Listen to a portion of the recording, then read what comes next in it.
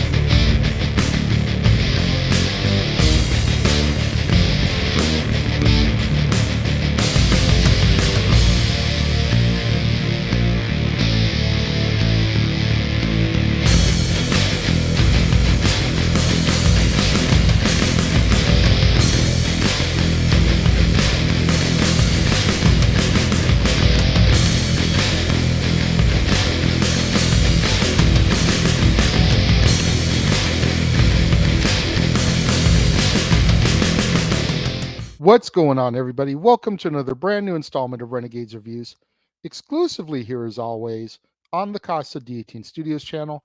I, of course, am your host, the Renegade JJ Williams, and it's Wednesday, it's Hump Day, so what better person to discuss a movie for WWE Hall of Famers than the iconic, the legendary, the attractive 2013 WWE Hall of Famer Trish Stratus in Bounty Hunters, alongside Boomer Phillips, Frank J. Zubachik, Christian Bacco, Enrico Difidi, Joseph Rafla, Andrea James Louis, and Richard Ha. What's going on, everybody? Thank you for joining me here once again for another brand new installment of Renegades Reviews. As I said at the outset, it's Wednesday, it's Hump Day, it's the middle of the week. You had to find a nice diva to discuss on one of these hump days. Trish Stratus, the 2013 Hall of Famer, is going to be the star of this film, Bounty Hunters. Now, before I get into this one is known internationally as Bail Enforcers. So if you've never heard of Bounty Hunters, but you know about a movie called Bail Enforcers, it's the same movie. And as our movie opens, we meet Ridley, Chase, and Jules. And Jules has a gun pointed at her head. We then flash back to 10 hours earlier as Jules and Chase are working out at a local gym. When they approach a guy working out named Matt Plant, who doesn't take them seriously as bail enforcers, things kind of go awry.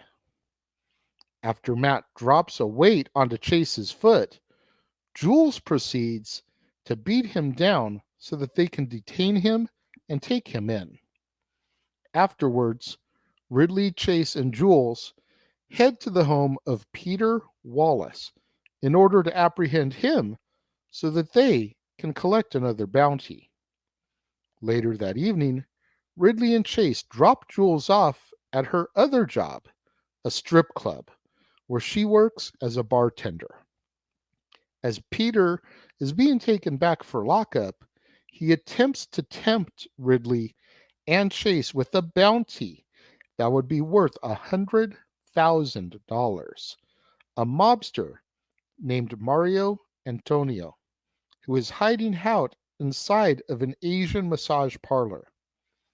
Once inside the parlor, Jules and Chase pose as boyfriend and girlfriend in order to gain access so that they can search for Mario.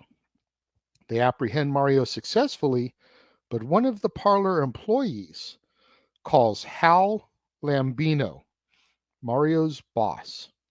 And Hal offers the team $1 million if Ridley and the team will just bring Mario to him instead of taking him to lockup. Now, Chase wants to take Hal's offer, but Jules and Ridley are hesitant. So, Hal sends a hitman named Francis after the bounty hunters. Now, Francis is able to run Jules over, but he gets shot in the process. Now, Hal then dispatches two more people after the bounty hunters, and they encounter Chase and Ridley at a diner. After eliminating Hal's team of Deacon and Ruby, Hal contacts Ridley and threatens violence on Jules if he refuses to turn Mario over to him. Deacon and Ruby get to the hospital before Ridley and Chase are able to, and they confiscate an ambulance that has Jules in it.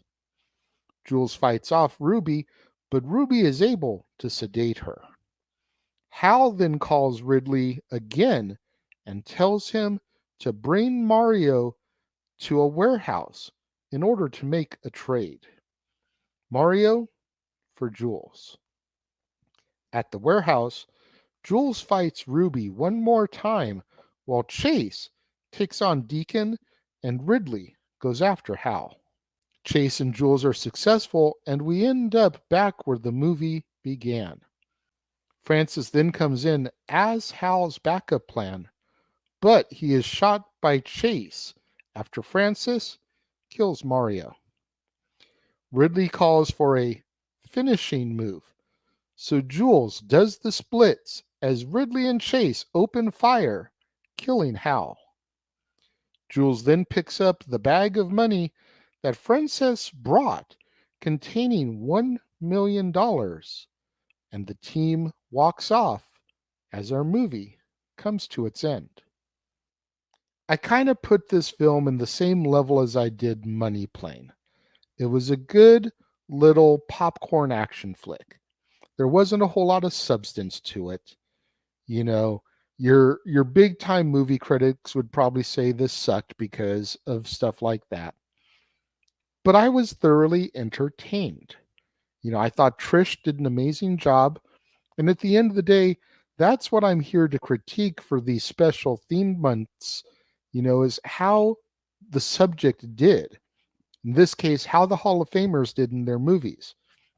Now, Trish Stratus doesn't have a very detailed filmography, at least not to the level of Hogan, Piper, Rock, Cena, etc.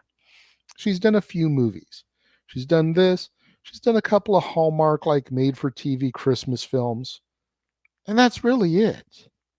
She just never got the Hollywood blow up that some people did. And it's kind of weird when you think about how sought after Trish Stratus was, especially during her WWE run. I mean, before coming to the WWF, she was an international fitness model, hugely popular and successful. Then she became WWF superstar, WWE superstar, multi-time women's champion, set the bar and inspired numerous women that came after her. Obviously a Hall of Famer, that's why she's in this month. But once she left wrestling and went back to normal life, if you will, she really just kind of mellowed and chilled. She became a mom, fitness trainer again. And just a lot of the limelight stuff for her kind of got left in the darkness. She wanted to get back to a more normal way of life. And I don't fault her for that. But again, when you think about how wildly successful Trish was, and then the fact that her filmography has 3, maybe 4 movies, kind of makes you scratch your head a little bit. Especially seeing the job she did in this. And I think she could have been, on that level for female action hero. Like she could have been like Brigitte Nielsen was in the 80s, or she could have been a Sigourney Weaver. You think about how she did in Aliens. She could have been on a level. And for whatever reason, whether she just didn't want to do it, or Hollywood didn't think she had it in her, or she thought the scripts she was getting sent were horrid, for whatever reason, it just never happened for Trish. And it's sad because I thoroughly enjoyed this film for what it was. Again, it's not your multi-billion-dollar action flick that hits the theaters these days. And it's not even your, straight to DVD of like the 90s. It's just a simple, fun popcorn action flick. So with that in mind, I'm putting it middle of the road, 3 out of 5 stars, which is probably a lot higher than some people would rate it. But again, I thoroughly enjoyed this film. Those of you that have seen Bounty Hunters, or Bail Enforcers, as it's called internationally, what did you guys think? Let me know. If you're watching the premiere, leave your thoughts and comments over here. If you're watching on demand later in the day, leave your thoughts and comments down here. And let's have that conversation, that discussion, that debate, that interaction that I'm always asking you guys for in the comments below. And make sure you guys tune in tomorrow, right here on the Casa D18 Studios channel, as it'll be time for another edition of Throwback Thursday. That's right. It's the 4th week we've been doing this. So you're going to get episode number 4 of Talk Wrestling, a Hardy Conversation, No DQ and AV, Stat Boy Rants, Renegade of Wrestling, Dads on Wrestling. You're going to get the 4th episode of the Indie Force podcast. starring Open Mic Night regular James Hebert. You're going to get the 4th episode of the No DQ review. You're going to get the 2nd episodes of Open Mic Night and the ATW View starring Noah Foster. It's so much good stuff that we've been combing through and presenting to you guys. I really hope that you guys enjoy the work that I've been putting in to trying to find the content for Throwback Thursday. So make sure you tune in tomorrow for that. You don't want to miss out on any of that content right here on the Casa D18 Studios channel, thanks to the Jeff Meacham Network, the NoDQ.com YouTube channel, the J Hebert 95/FTW Productions channel, and the Simple Man brand for allowing me and the Casa D18 Studios to access for the content for these Throwback Thursdays. So make sure you smash that like button. Make sure you're subscribed. Make sure that notification bell is turned on so you don't miss out anytime a video drops right here on the Casa D18 Studios channel or anytime we go live, as is the case with Statboy Sports Bar, Open Mic Night, pay-per-view PLE coverage, etc. Share these videos with your family, friends, loved ones, coworkers, movie fanatics, cinephiles in your life, fans of action movies, fans of cheesy action movies, fans of Trish Stratus, anybody you can think of that would enjoy this content in this video, share it with them. It's the only way we're going to boost up my visibility in YouTube's algorithms so I can eventually get monetized and begin making money on the hard work I've been putting into the channel for the last 2 years. Thank you once again to everyone who joined me and tuned in today. It means so much more to me than you'll ever know. I will see you guys next time.